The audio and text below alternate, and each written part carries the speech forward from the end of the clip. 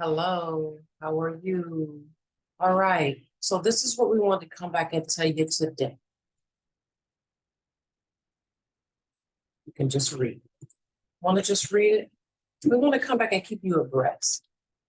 Southeast Mental Health at 16 West Long Street,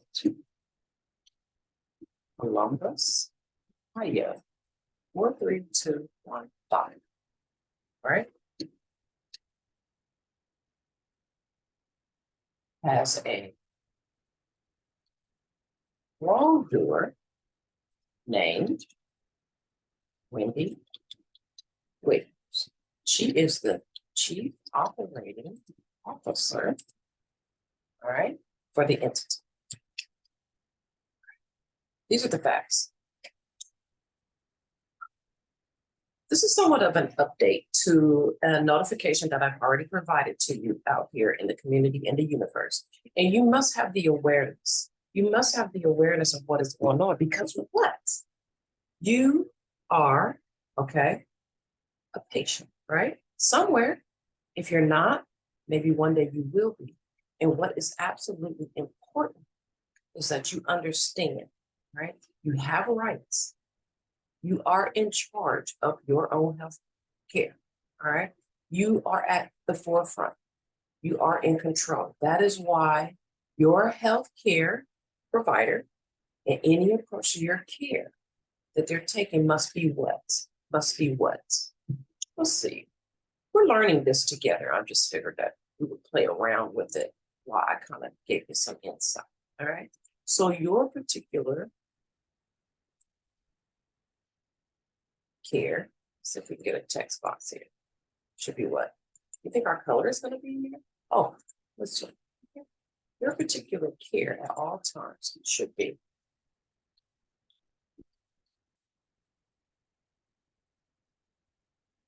Can you see it? Your care at all times should be patient-centric. All right. Any and all treatment modalities and approach to your care that hopefully equates to what? What is the blanketed thing that you always hear individuals out here in the universe spewing out of their mouth about healthcare and a patient? What is the goal? What is the objective? What is the goal? What is the objective?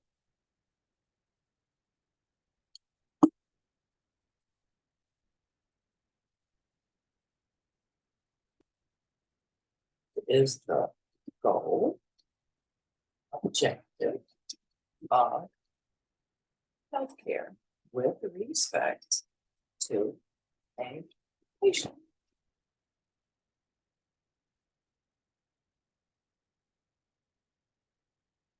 Gave you time to answer. All right, so this is what it is. To do what? To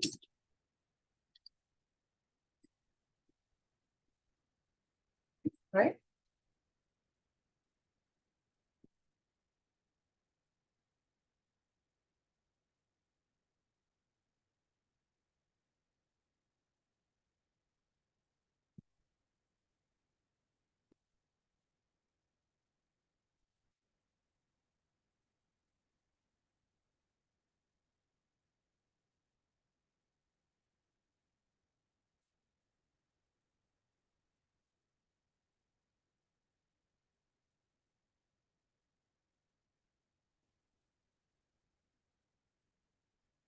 All right. This is the goal.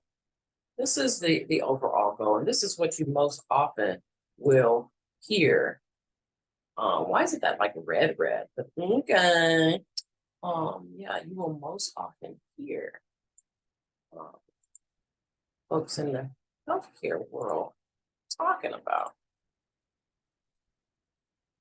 All right. Okay. Can you see that? Right.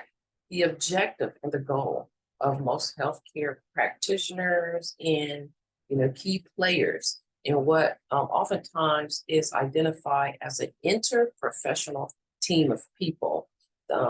which are inclusive of social work, nurses, doctors, pharmacy, nutrition, behavioral health types of specialists, you know, other mental health practitioners, people with specific, expertise related to a certain area, like behavioral health and things like that. You might have team players that are your CNAs or STNAs as well that come in, or that might be a part of what some call the treatment team. So, lots of times with case management, it's either going to be an RN or a social worker that's handling the case management for a particular patient. So you got your case management person. That is the person who, in like hospitals and things like that, the case manager is usually the individual that's going to do all the different linkages, like with the transition of care. If you're in a hospital, you need to transition to a skilled nursing facility, long-term care facility, rehab facility, or if you're transitioning home or to some other type of hospital, or whatever is going on with the transition of care. As far as once you leave that hospital, when they discharge you, where are you going? Case manager's on board as a social worker or a nurse. All right, so we need to transition this person to the SNF, to long-term care facility, to rehab or home and things like that. Everything is all encompassing that care managers to get in place, as far as providing like the resources and whatever assessment pieces go along with that as well. For instance, if, for example, if you're going home directly from the hospital and you just had a surgery or something like that, and you have mobility issues and things like this, then someone needs to put in place, like a case manager, a particular evaluation of your home environment. So they come in and assess your home environment to ensure what? That when you go home, you're going to be safe. And it's these incidents that you're going to be at risk, right? Reduce the risk of complication, at risk for like falls and things like that, that ultimately going to do what? Have you return back to the hospital or be back into a severe type of medical issue that does what? Drives high costs, right? So the primary objective of what most people have really at the top of mind is costs. Well, it really should be you. They're telling you that it's you, okay? It really should be you. But really, truly, when you're looking at things from business perspective, it's the cost, because no one wants high costs. And if you're high risk for high costs, it's kind of like red flag. So what should be taking place in the interim to reduce costs, because that's the end all be all goal. They tell you that the end all be all goal is ultimately optimize patient health and outcome. Well, yeah, but first, let's make sure you're not messing with our costs. So, but in order to do that, to ensure that costs are reduced in a lot of different arenas, and you can actually take, insurance, for example.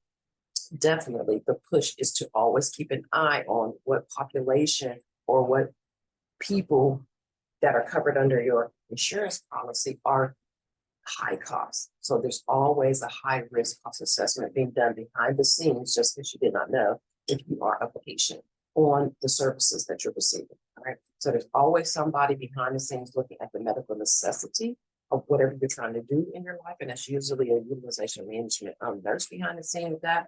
They're utilizing actual authoritative research to determine whether or not you're eligible. They're just not looking and being like, oh, hell no, you can't have that surgery, or you better get out my face. Denied. No, that's not it.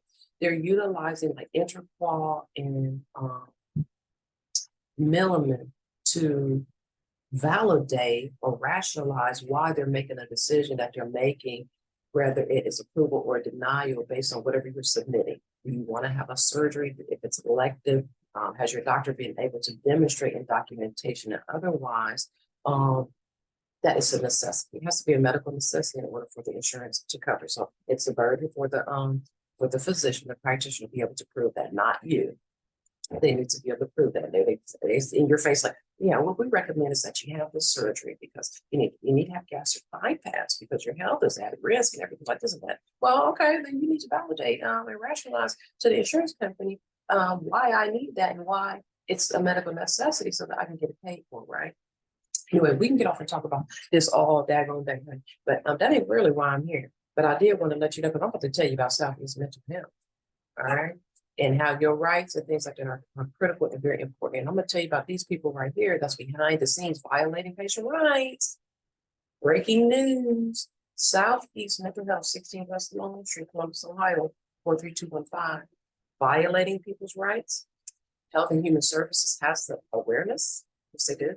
Complaint was already filed, okay, with the advocacy for a disabled man, right, who is mentally vulnerable, all right? And what these people are doing is they're doing it to him because why? He falls into a vulnerable population of what classified as mental health. And nobody really cares about the population of mental health. They keep saying that they do, but they really don't. And these people out here that keep harming folks in mental health population, any body that fits into a vulnerable, disadvantaged population category, the people that are the wrongdoers who are actually harming these folks are doing it intentionally, deliberately, and willfully, knowing and understanding exactly what they're doing. Yes, they are. And just like Wendy Williams and also Dr. ABUL of Southeast Mental Health, 16 West Long Street, Columbus, Ohio, 43215, has been discriminating, violating this individual disabled man, violating his liberty, his civil, his patient and constitutional rights. Time and time and time and time and time and time and time and time again.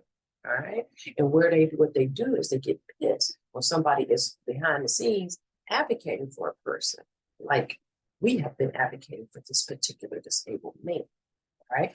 These people, Dr. ABUL HASAN, have stated that he was going to write a prescription for 5 to 10 milligrams of Abilify for this particular patient. This patient ain't been on that medication, Lord knows how long. And in fact, that medication was causing him to have seizures and things like that, and fall out and bust his head, have concussion, staples in his head, and everything like that. And doctor, you didn't know that? You didn't know that, doctor? You forgot that? What made you sit here and type it out too in an email that you could go ahead and call it 5 milligram or 10 milligram of Abilify for this particular patient? When I thought you knew damn well that he was having seizures off of that damn medication, he was having sympathy episodes where he would just be talking to you like, hey, how you doing? Bust his head and stuff like that, and start seizing shit like that. All kinds of real bad adverse side effects with that particular drug. And you didn't know that before you got on the email and typed that shit. You didn't put his record up, doctor. Where have you been? Nursing 101? I hope medicine 101. You're supposed to review the history of the patient prior to going in and engaging with them, right? You get their medical chart. Okay. Okay. All right. Okay, cool. How are you? How are you doing, Mr. Jones? Yeah. 19-year-old.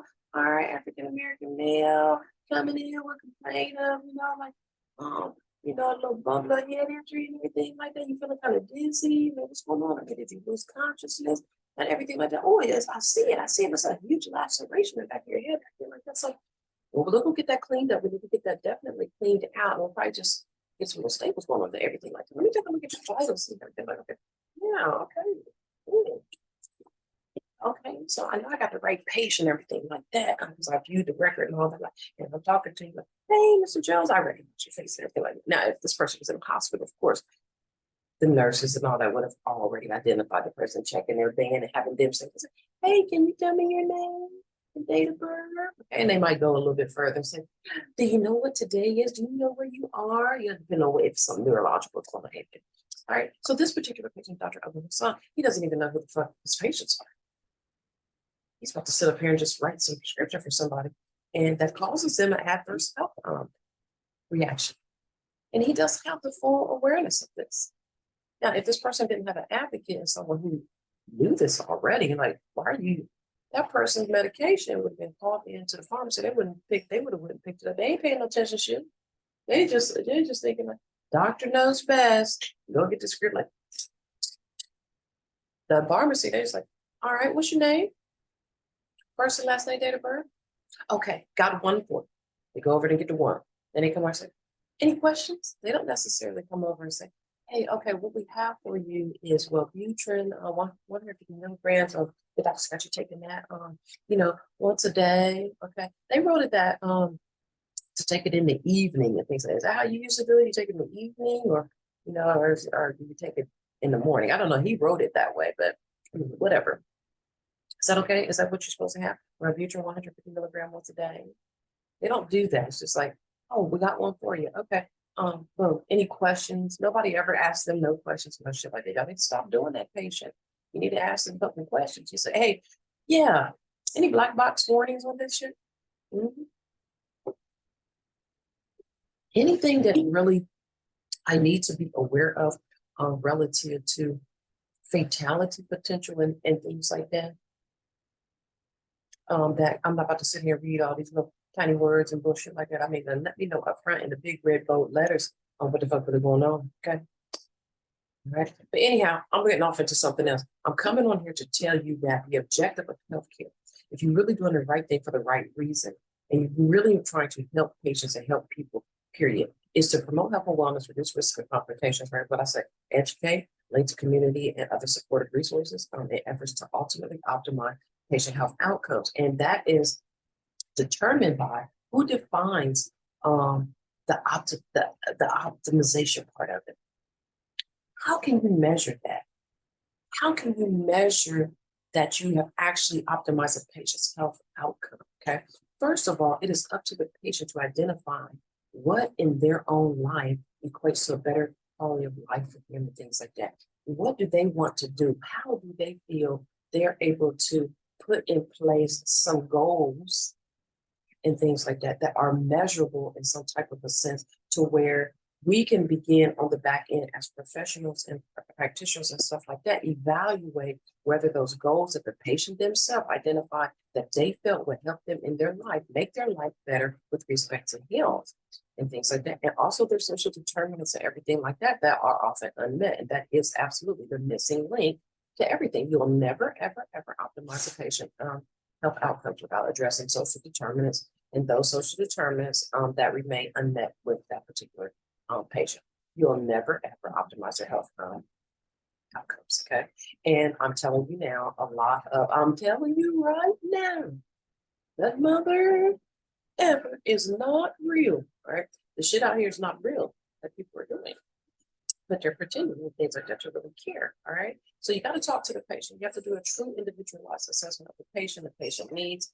All right, you really got to talk to them and find out what's going on and stuff like that. And what do they want for themselves? What do they feel themselves that they're able to participate in? What do they feel for themselves that they're able to do? And what are they willing to participate in and do to make their lives a little bit better, however they identified it and stuff like that? Because you'll never, ever, ever be able to get a person to do anything that they don't want to do, or that they really don't feel it's going to work for them. And you really might be telling them the real good information, giving them the greatest recommendations of all times and things like that.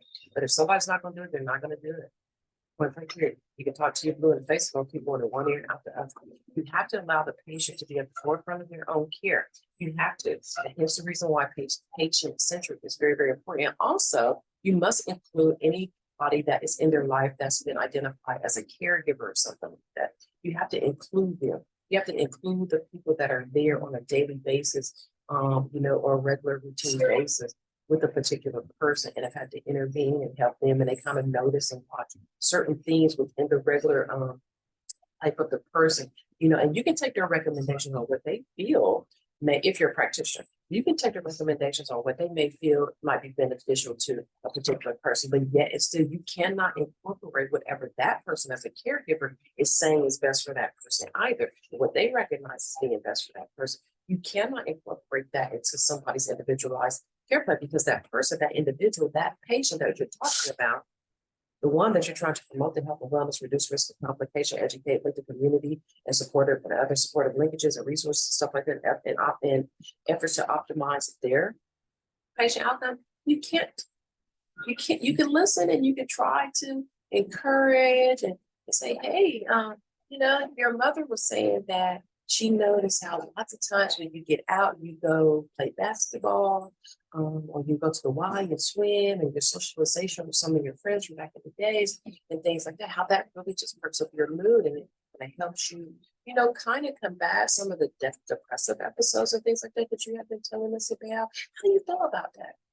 How do you feel about us incorporating that into a goal for you, maybe like in a complex case management type of a care plan, perhaps, that could be like one of your goals. We can identify maybe 2 goals that we can work on, right? So that could be one.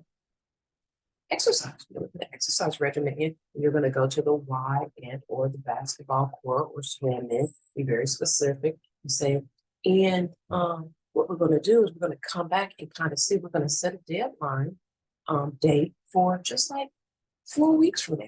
When I call you and I touch base back with you, kind of see how things are going and how you're progressing towards your goal, just kind of see like if you think that's something that you could do. You know what I'm saying? So we're going to touch base and August the 27th, kind of see how that's going, how you feel about that.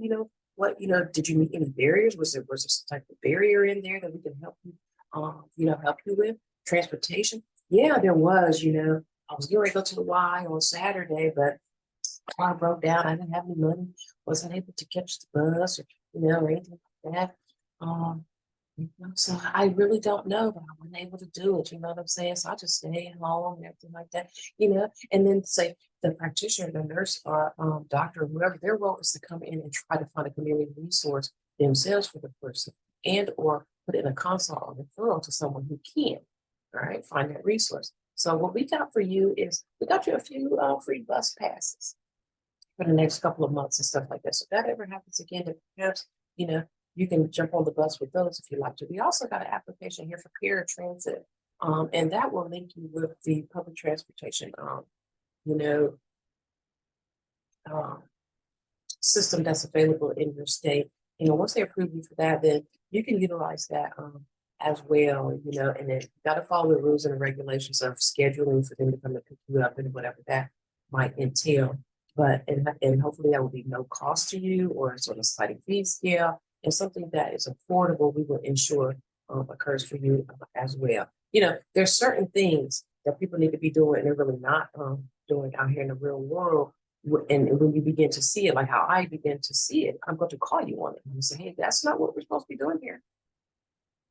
You're not doing what you're supposed to do. Okay. Now, Wendy Williams, Chief Operating Officer, you're the Chief Operating Officer.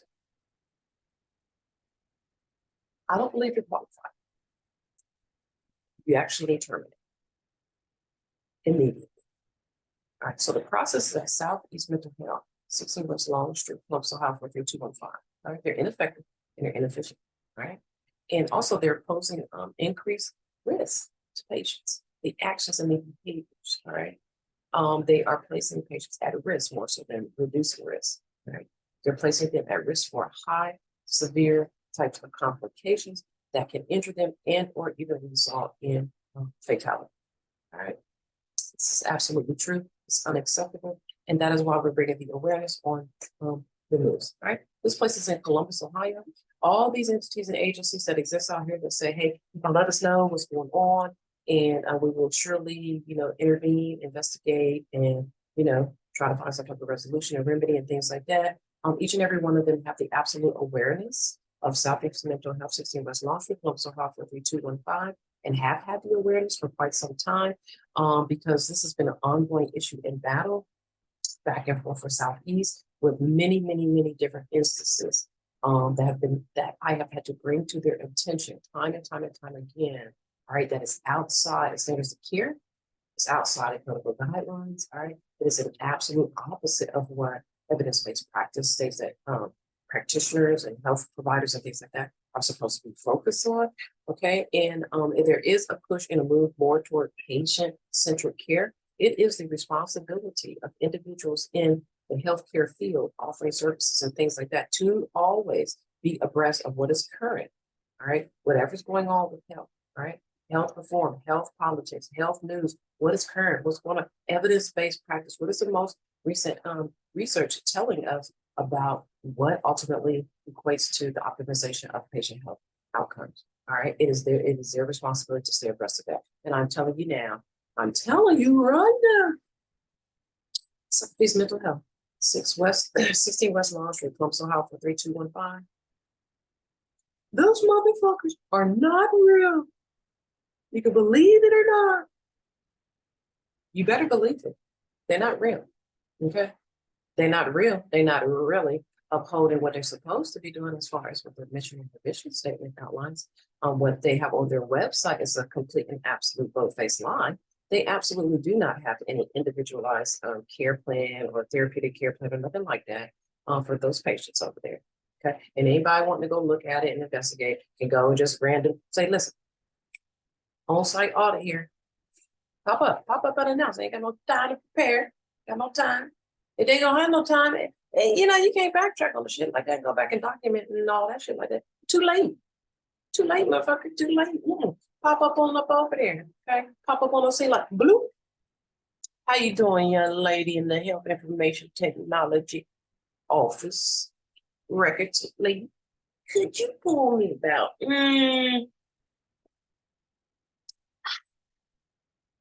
cheers? Pull me about 15 chart, boo. I don't care where from, boo boo. Anywhere. Just get them for me. 19. Yes. About your audits. I got to see what these providers are doing, if they're meeting compliance and the performance measures, things like that, that we have outlined and we all know equate to quality. Okay, so what we're going to do here, South, is we're going to come in here just like NCQA comes up in the managed care. We're about to come up in here. We're about to pull the provider records and shit like that. We're about to go through it.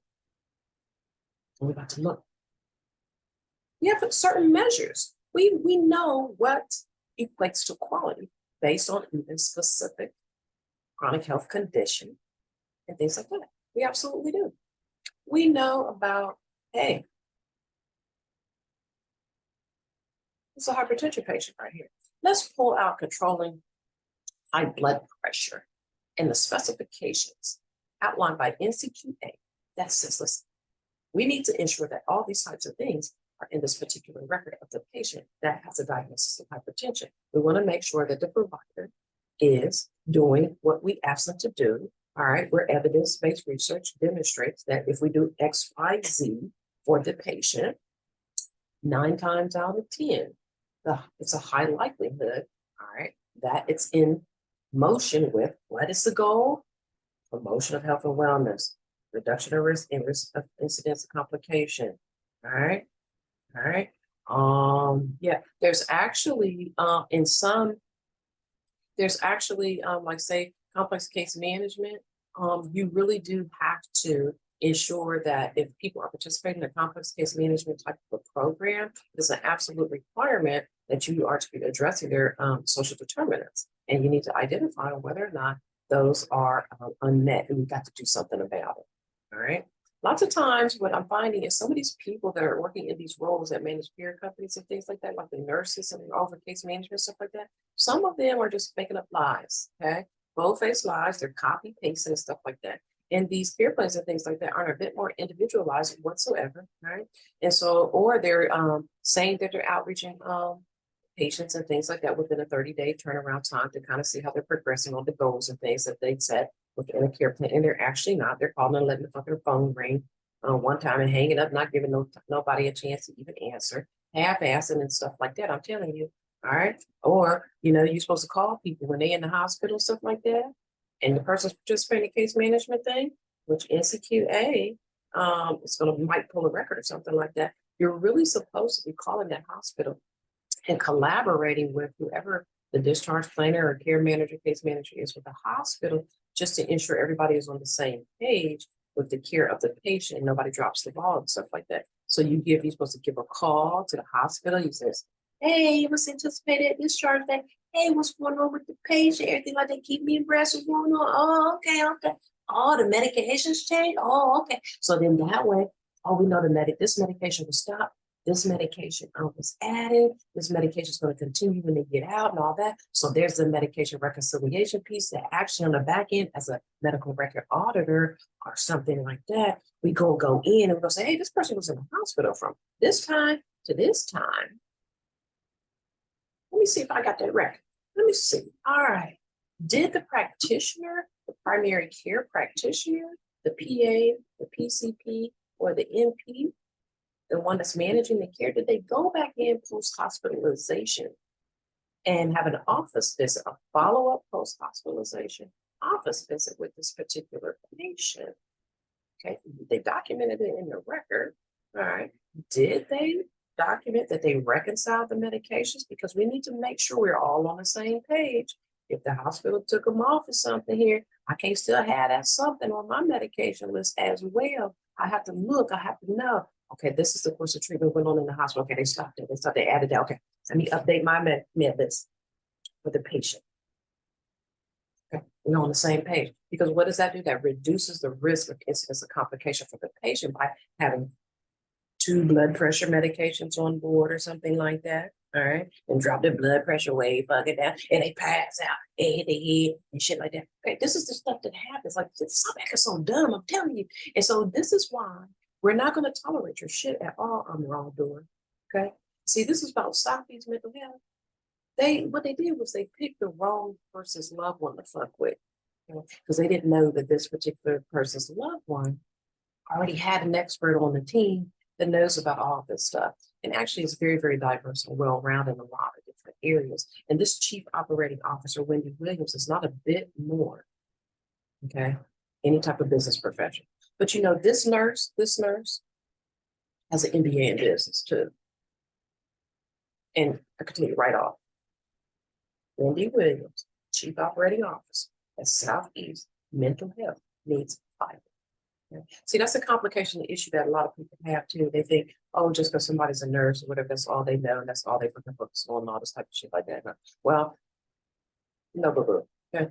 You're gonna stop messing with these vulnerable populations of people and shit like that. Because we will go hard and we will do all of that with the same effort, the same energy for each and every individual out here in the world that's being faced with these types of issues and get their rights and shit like that revoked. And all these agencies and entities are supposed to investigate and do all this, really ain't doing shit, but they have the complete awareness. They're steady putting out immediate releases and notices about what equates to health and all that, like Health and Human Services, okay?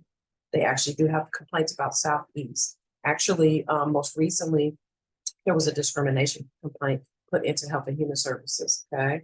The Civil Rights Division and Arthur Salzar and Joseph Rundgren, they were kind of, spearheading that 23-513-689, all right?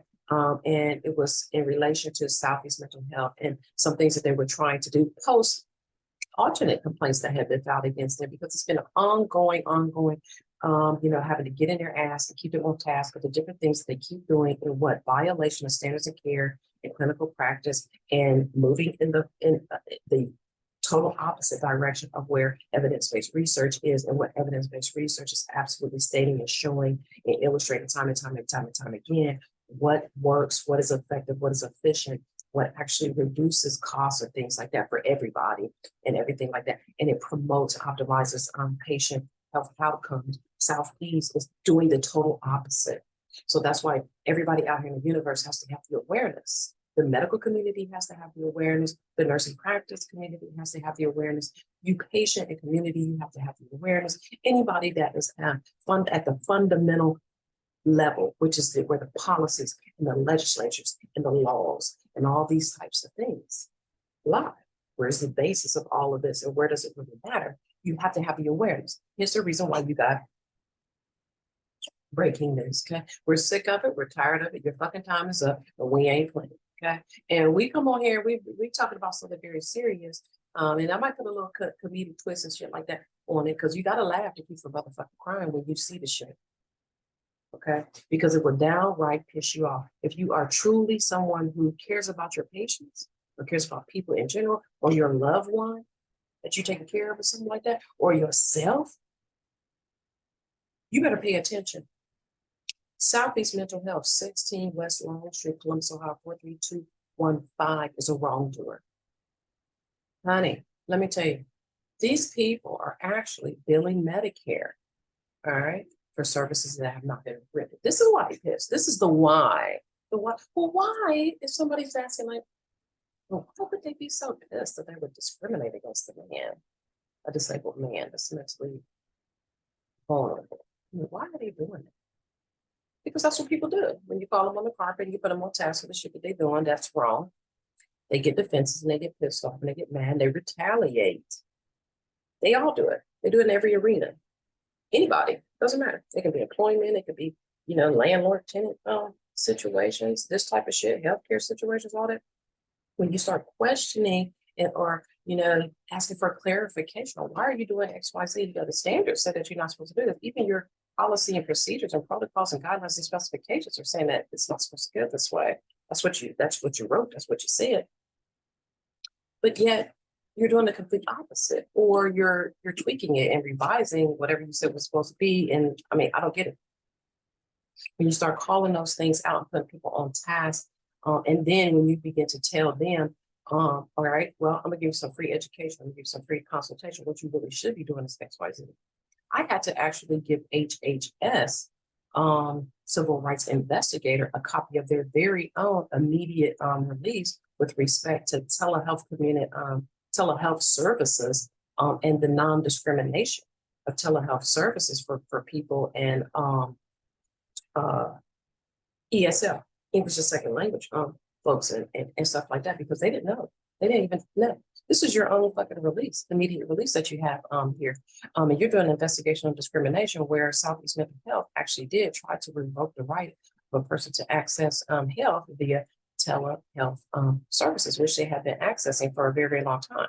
But they knew that if they revoked that from him was going to cause a complication in his life and potentially, have him have this condition exacerbated and stuff like that. They know that this person, what works best for him is telehealth visits, because he shouldn't be down there anyways, because there's been a couple of times where he actually has just been triggered by something and he could just out the blue attack somebody who's not, who hasn't done anything, right? Especially if he's on a spiral down from medication, or where he hadn't been compliant with the medication or something like that. And they absolutely know this. Dr. HASAN knows it. He came to the house and I don't know what's happened to him and stuff like that. But what they're trying to do was put in place the different tactics and stuff like that to deliberately begin to paint the picture as if it's the patient doing wrong things and stuff like that, not coming to the face-to-face appointment. Like, well, we require face-to-face. Okay, can you provide me that policy? Because it's the first time I'm ever hearing this. I mean, he's been a patient since February 2021, been participating in telehealth, and now all of a sudden, since you done got complaints on you, somebody had to tell you that you need to do X, Y, Z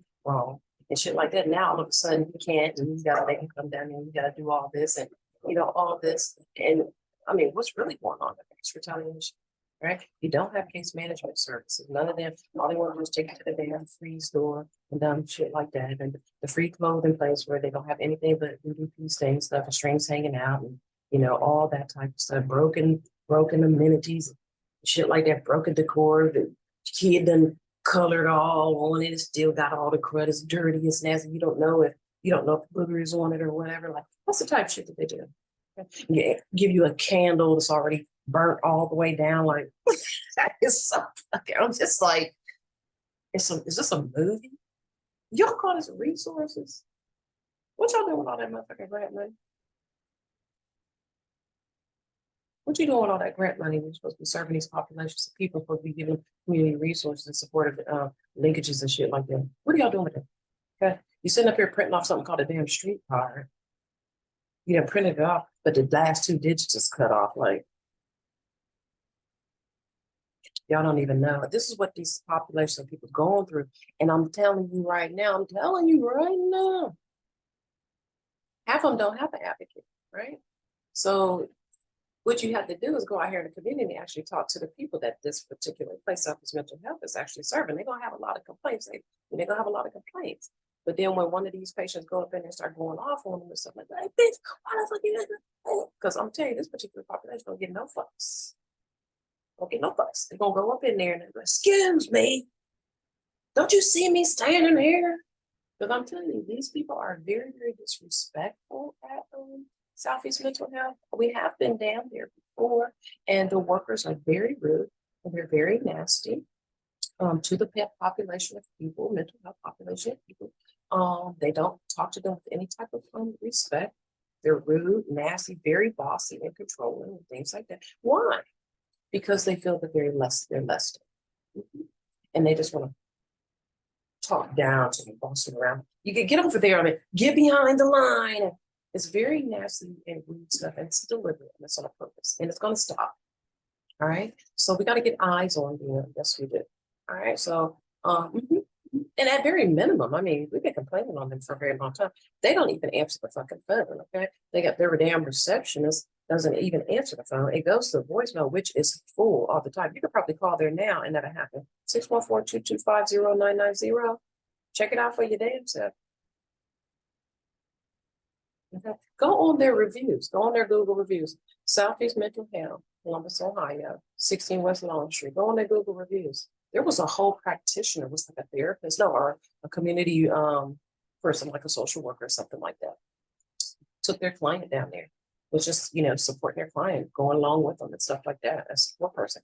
And the person wrote a review on there and said, oh my God, they are so disappointed that they even put their client through that. Now, that's a true caring individual. That's a true caring individual. Okay. Now, so overall, Southeast Mental Health, 16 West Wall Street, what they have done now, Wendy Williams and Dr. ABUL, what they've done is they basically abandoned a patient, right?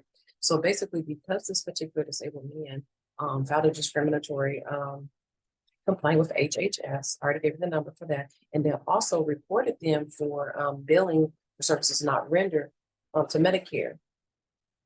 They were doing that. Okay, so the Ohio Attorney General office showed up at the house. Nidra Davis was the investigator on that.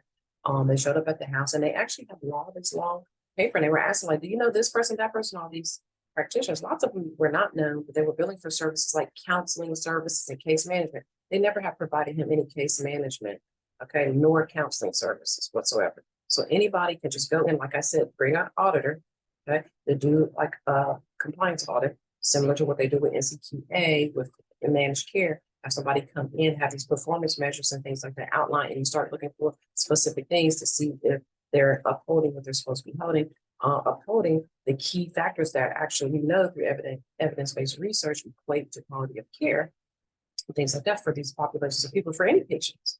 All right, but you probably got some more key factors that we need to be looking at specific to mental health populations of people. Okay, that need to be added in whatever audit that you're doing to see if they're doing what they're supposed to be doing. They would fail. They would fail. And then go in there and do it now so you can put in these sanctions and tap that ass in the revenue. Tap that ass in the revenue. Okay. And I bet they start to get it together. But anyway, so they're basically abandoning him. They're basically just like, for no cause, no reason whatsoever, just because they're pissed, because he's on to them. I'm on to them and their practices. And they want to continue to do wrongdoings. And they want to continue their poor behaviors. They want to keep on abusing. They want to keep on discriminating. All right. They want to keep up with the abuse and neglect and stuff like that and half-ass. They're not promoting health and wellness. They're not reducing incidence of complications. They're not educating.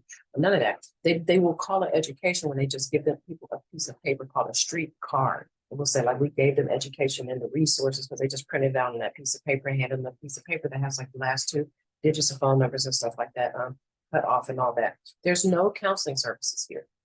This man that they said they were billing for counseling service has never once ever stepped foot in there, nor on a telehealth or at any point in time ever participated in a session or office visit or anything whatsoever that was specific to any type of therapy or counseling or group or anything like that. Never, and it's never ever been offered to him. Okay, it was until after a complaint to the Adam Board of Franklin County, Carlin Tennant, that we found out that he was actually supposed to be on some type of team. He never knew that. He had been a patient since like February 2021. Didn't find out till maybe like 2022, the beginning of 2022, that he was assigned to some team. That's what they do. They fake and they play, and it looks good on paper. So if somebody was to come in and audit, it might on the surface look like, oh, okay. But no. And you can't have people in the local area like Ohio investigators looking at it, because they're not going to do a very good job. They're very lazy and they do half-ass stuff, kind of like what Nidra Davis did. It's like they're lazy and they're half-assed, and then later they claim, well, that's outside of the jurisdictional limit. Like, okay, so Medicare fraud is a real big thing. So if this particular entity, and you know it, is actually billing for services that have never been rendered to a person and calling it counseling service and stuff like that's huge. So if you don't have the true jurisdiction, you need to report them to who does, because isn't that what y'all want to stop? Right? They're billing for services that aren't going on. And that means this population of people are not getting the services that they're supposed to. That's a part of the grant money that's been given to them to cover. All right. So let's, well, hey, we can really get on into it now. I mean, all these people need arrested. They all need to be in jail. Okay, that's fraud. That's fraud. Everybody that's participating, anybody that put they name on anything, signed it saying that they gave counseling service or did any fucking thing, need to be in jail. They participate in fraud. Okay, so what ended up happening, and this is how the truth comes out. Okay, this is how the truth comes to light. All right, so there was actually a guardianship hearing for this particular disabled man, right? And the magistrate, the Ohio Public Court magistrate, just happened to mention. She was like, "Yeah, we got a letter from somebody named Catherine Godemaller, stating that she was a counselor over at this place that he receives counseling services from." I was like, "He doesn't receive any counseling services." She was looking at it like, she said, like Southeast Mental Health. I said, they don't provide him any type of counseling service and never have. She said, "Oh." I said, "Yeah, that's a lie." Okay. I said, never have, never, never ever be able to prove that. And she said, "Yeah, but she wrote here that she didn't think that you should get the magistrate told it. And she wasn't trying to tell it to get anybody in trouble. She was just giving the information because she has to interview the person applying for guardianship anyways. And this particular person from Southeast named Catherine Goldenballer, she actually sent a document into the court for saying that she was a counselor for this disabled man and that Southeast provided counseling services. That's a lie. That's what sparked the interest to say, wait a minute, you're saying you're providing services that you don't provide. Let's check and see, are you billing Medicare for some shit you're really not doing? And yes, they are. So hopefully the FBI or whatever investigator, like a U.S. Inspector General or whoever really goes in and investigates these things and holds people accountable, is going to do that. They have the awareness. So, sometimes people have the awareness of things and they just sit back and they do the investigations on their own to get their own information and stuff like that based on whatever you said. They just can't take my word for it. Shit, like they go, but it's not going to be hard. Not going to be hard to see at all. You just go in there, pull one chart and look like, can you give me all the notes for the sessions, the counseling sessions? You don't have none? Zero? What about this patient right here that we have? You billed Medicare like ever since February of 2021 all the way up until the point of fraud was reported. You were billing Medicare. You don't have a note. Where's the individualized security plan for this person? Well, you don't have that either? I mean, what's going on here? You ever see it? But yeah, that's okay. We're the change agent. We're here to make changes for patients. For real. We're not playing. We're not just writing bullshit and acting. We really want true change for people. All people, all patients, everything like that. But more so and specifically for, which is top of mind and at the forefront of mind, is the vulnerable populations of people whose society calls disadvantaged because they need an advocate, right? Because there isn't one. And it's things that, like what Southeast Mental Health is doing, that's going unnoticed. It's known of people who can intervene and make a cease and desist. It's just they're not doing it. So now what we have to do is we have to come out, we have to tell the public, and we have to post it on all the social media outlets and things like that, just for everybody in the world out here to have the awareness of what really is going on. It's absolutely true. It's absolutely fact. And you won't have not one damn motherfucker come and refute or rebut any of it, damn. Okay? It's easily verifiable. Anybody can go and investigate, do a true audit. You'll see it for yourself. I mean, the shit speaks for itself. Okay, point that period. So anyone can actually go in and do a similar audit. Like I said, NCQA actually does something called HEDIS, and they actually do pull records and things like that. And they have a lot of different performance measures that have specific criteria that they're looking for to ensure that providers are out here doing what they say needs to be done, where they already know evidence-based research demonstrates that equates to effective and efficient practices with respect to how providers are supposed to approach care, right? Which should be patient-centric, okay? But there's also certain things that must be done, all right? There's certain diagnostics that must be done, all right, for patients with certain types of diagnosis. If you have diabetes, we need your A1C, okay? You got diabetes, we need you to go to an ophthalmologist. We need that eye exam. We got to see what's going on with the retina, okay? Got any retinopathy, stuff like that. There's certain things that doctors need to be putting in place, okay? And when you're auditing the records and stuff like that, you can see it. Like you're looking actually for the eye exam from an ophthalmologist and things like that. Is that in the record during the measurement year that we're looking for and stuff like that, right?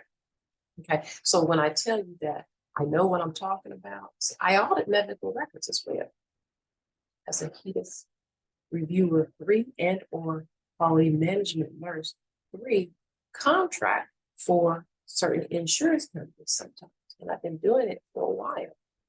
That actually at this point, if I'm ever called to participate in HEDIS or something like that, with respect to medical record audits and stuff like that, it's abstracting and things like that. You just abstract the particular information that you're looking for to see if you can get a hit. All right, on these things. It's lots and lots of money involved. It's very, very critical. It's very, very important. And so the fact that Southeast Mental Health is not abiding by this, it's not the same process involved with Southeast Mental Health. They're an outpatient facility. However, I can already foresee where an improvement strategy and plan should be put in place that adopts a similar approach to what NCQA, they're the accrediting body for managed care companies, has in place for their particular insurance companies to ensure that these insurance companies, network providers or whatever they are doing what they need them to do with respect to all these different performance measures, which are oftentimes specific to different chronic conditions or things like that. I mean, just things that are population health based too. A lot of things that equate to why we continue to have all these health disparities, okay, and all this. So this is big time things out here. So like with Southeast Mental Health, essentially all I try to do actually is bring the awareness of the things that they're doing in complete opposite or violation of standards of care and clinical practice guidelines, evidence-based research, and all of this type of stuff, and that they're really not promoting health and wellness, reducing risk of complication or the incidence thereof. They're actually driving costs up, all right, for youth, taxpayer, for you, all right, and also managed care companies and things like that. And by participating in things like fraud, Medicare fraud, billing for services and stuff like that, that you didn't render, that is not okay. Look at that. You're getting paid for something you didn't do. You literally put a claim in for that. And then Medicare is paying that out because they're believing you're doing what they asked you to do. Medicare, that's under Centers for Medicare and Medicaid Services, right? There's so much bullshit. So Centers for Medicare and Medicaid Services need to have the awareness of this too. Health and Human Services absolutely has the awareness of it. In fact, Arthur Salazar with Health and Human Services Civil Rights, he came on board with 23-513689, and he actually asked when the Medicare fraud was reported. And he was told on the roundabout date, and he was also told who the contact person would be, because it was just reported at the local level. He said, because we have to have this information in order to even investigate the discrimination claim. In fact, he put a date and he had to have it by then. Right. I said, okay, but this is how I'm going to tell you that he's a bullshitter too. All right. Somebody needs to investigate him. So a subsequent complaint was put in post 23513-689, right, to make them aware of what Southeast Mental Health was now doing post the discrimination complaint and the notice of, the billing of services not rendered, but to this guy's primary insurer, which is Medicare. All right. And who knows if they've been billing Medicare too, because he has Medicare secondary. Who knows? Who knows? Right. So Arthur Salazar, a secondary complaint was put in 23535-587, I believe, was put in. Arthur Salazar closed out that particular discrimination complaint, stating that OCR, HHS, the Ohio Civil Rights Division, they do not, the Civil Rights Division of HHS do not investigate fraud, all right? But he knows good and damn well that's not why that complaint was actually submitted. A subsequent complaint even after that was even put in. And HHS, Arthur Salazar, those things fall on his desk. So he is at the forefront. He gets to see them. So if his name's on it, he can close them out and try to make sure nobody sees it or whatever the hell. But he's been turned into the U.S. Inspector General. All right, because these are true things. This is a true report of discrimination. This is civil rights violation. This is patient right violation. This is liberty violation. This is constitutional right violation. This man has a right to access to health care. All right. And Wendy Williams, I have been sending over message after message after message before she sent a letter stating that he was going to be discharged. They're only trying to discharge him and abandon him because of the reports for him standing up and advocating for what is right and giving tools and tips and education about, and this is what quality is. You're against it. They're pissed. Calling out the fact that Dr. HASAN writing medications and stuff like that could end up being a med error and cause somebody an injury and stuff like that. Telling the world about how they had some girl over there that they called nurse, who's actually not a nurse at all. Okay, so the nurse was working on the PA. She wasn't a nurse. It's very easy to go and look up and see. She wasn't a nurse. She actually failed the test for LPN. All right, it's just a whole bunch of bull, and they don't like it because they get caught on every little thing that they do. Okay, someone named Margaret Hitty. She's the LISW. She actually sent an email with the patient's full name in the subject line. That's an absolute memo. Okay, she did that, and then in the body of the email, it's not an encrypted email. The body of the email has some of his medical information in it, like his medication treatment plan and the dates and stuff, like his diagnosis, all this shit in it. Like, that's a violation, right? Medical confidentiality.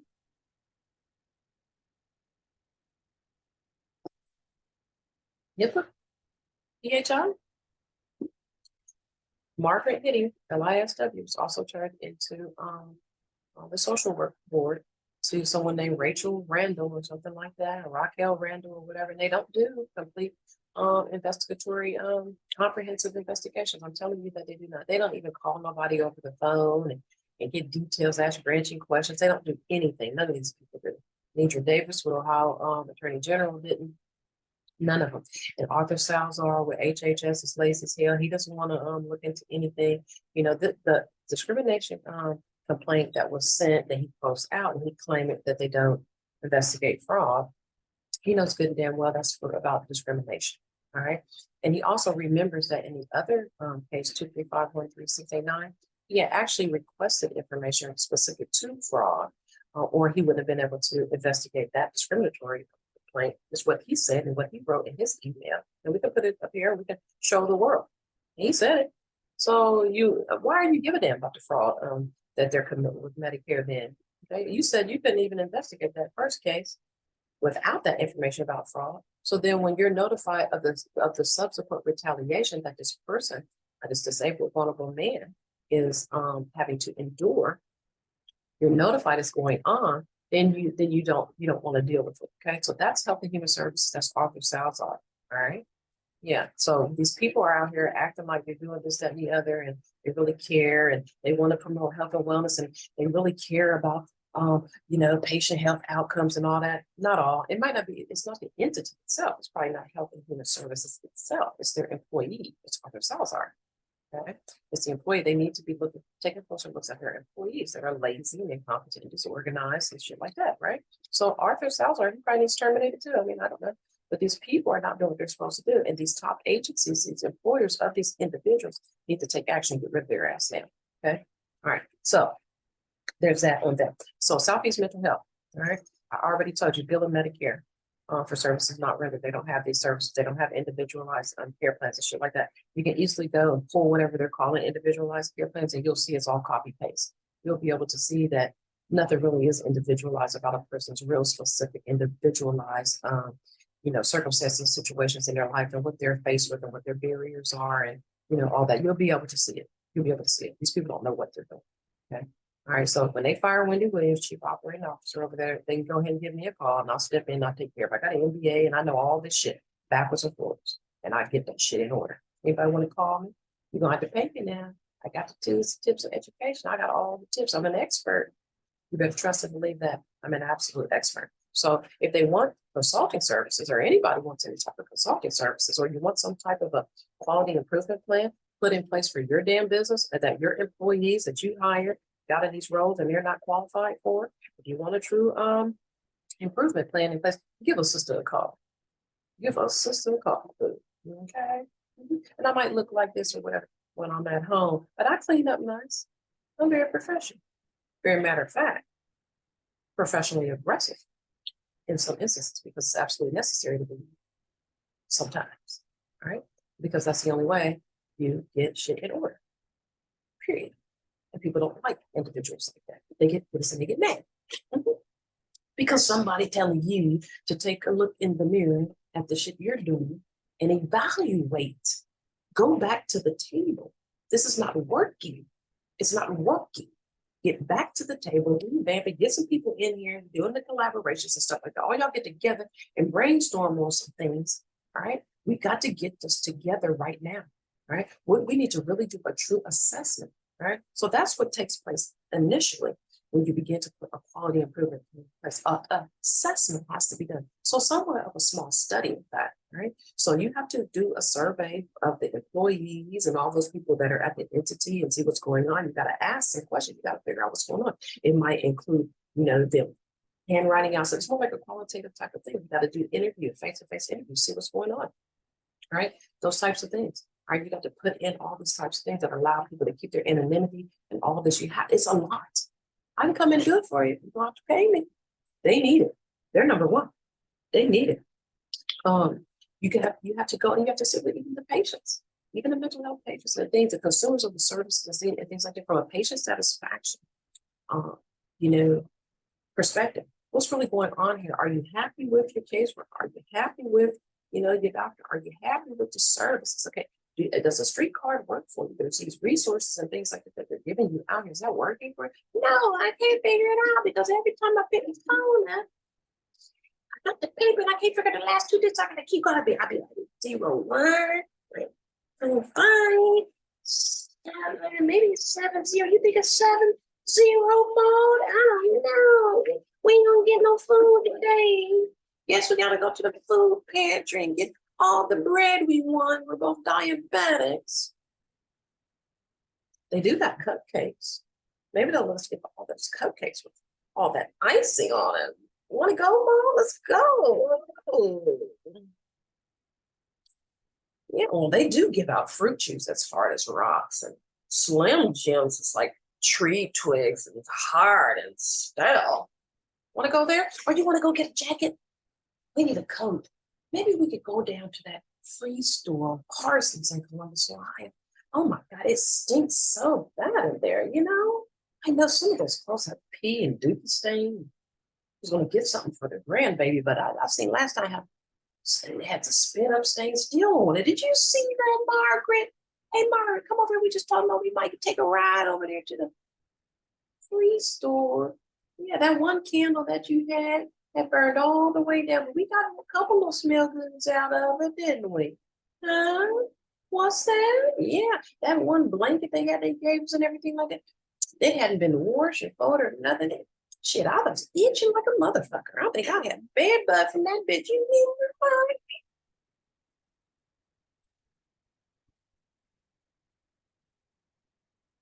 Sick of it, damn.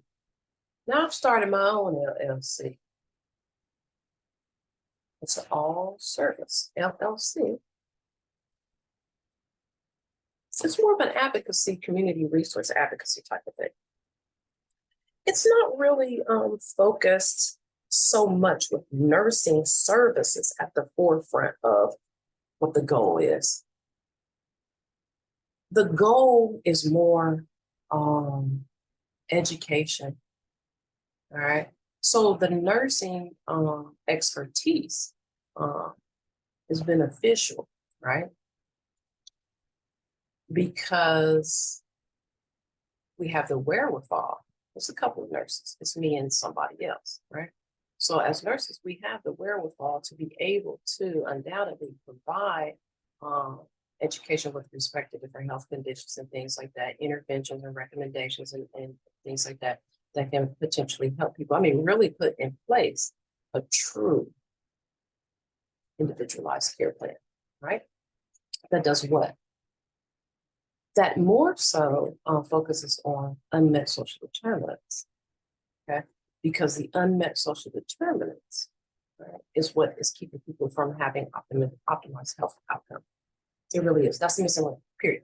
And you're not going to ever find out what that is if you don't talk to the people, if you don't do an assessment. I mean, seriously. And the assessment is going to be about an hour or 2 hours long. So you're going to have to really, schedule with people to say, listen, we want to be your health advocate. I'll turn my shit into nonprofit. All right. Because, you know, I do not really want the people that I'm trying to serve that are vulnerable populations faced with unmet social determinants. Which, what do you believe one of the social determinants is? Finances, financial hardship. So why would I want to offer to continue to be just an LLC for profit? Because the people that I'm trying to serve, they can't pay me. That's not the goal. I really want to serve people who don't have the money to pay. All right. Would that require a sliding fee scale or something like that? I really don't know. All right. I'm just in the beginning stages, like, you know, because you need capital and things like that. But it pisses me off so much to look and see how people have really been given grant money and been given capital and stuff like that to do the fucking right thing. They said they was going to do it, and they're not. That's what pisses me off. Now here I go sitting like, I gotta know what I gotta do. I gotta have an all-encompassing thing. I gotta have the food. I gotta have the pantry food stuff. But it's real food. It's healthy stuff. It's where a true assessment is taking place when you present to the pantry. We want to know whatever you want to tell us, whatever you might want to tell us. We just want to gain a little bit of information with respect to any chronic health conditions that you may have, any medical restrictions that you may have, any personal preferences that you might have. All right. I need plant-based. I need vegan type, you know, foods. I don't eat pork, you know, for whatever reasons, you know. So we sitting there, we talk about, okay, anything else? So when we're doing, we got somebody back here getting your meals and stuff together, and it ain't no bullshit. We're putting together real meal ideas to where you can sit there and if you want to make spaghetti tonight, you got the spaghetti noodles, you got the salt, you got the seasonings. These motherfuckers don't even give you the seasoning. They don't even give you no pepper, no herbs, and nothing. Oh, you have it. Then guess what? We're going to have you some recipe cards just in case you don't know how to make it, but you got a taste for it. We'll get some little recipe cards that tell you how you can make it, how you don't really need real salt. So just in case you're no salt, you don't have to use the salt. You can use herbs and get that same flavor, and you know, or the dashes and stuff like that. We're going to teach you, honey. We're going to teach you. Guess what? We got somebody here that's a dietitian, nutritionist also. Would you like the opportunity to speak with them? Would you like the opportunity to speak with them? Okay. Or if you can't do it today, would you mind if the nutritionist or dietitian actually outreaches you to kind of go over some things and educate you specific to what you have going on with, you know, your preferences and give you some resources or help you build like a meal plan or something like that and link you with other resources and things like that. You know, we're not going to give you anything that the numbers and shit like that's going to be cut off. In fact, we didn't put the referrals in for you. We could put them in for you. You need a proxy or something like that to send to bring the things to you. You don't have to keep on coming out here, ma'am. And you got mobility issues, you got transportation issues and things like that, and you can't make it, you go without eating. That's okay. We're going to log you in the system. We're going to make sure you get your food and get your things that you need. All right. You're in our delivery list here. All right. You're on our delivery list. We got vans over here for delivery. We got them all. We got them all together. We passing all the inspections. We got them logged in and all that. And we legal. Okay. We got our drivers that's legal and stuff like that. We got the delivery service over here. We got the delivery service bringing you your food, pantry food, stuff like you need a bag of clothes or whatever you need. You need the toys. You need whatever you need for your kid food. You need a hot meal. We bring that to you too. Hello. Anyway, this is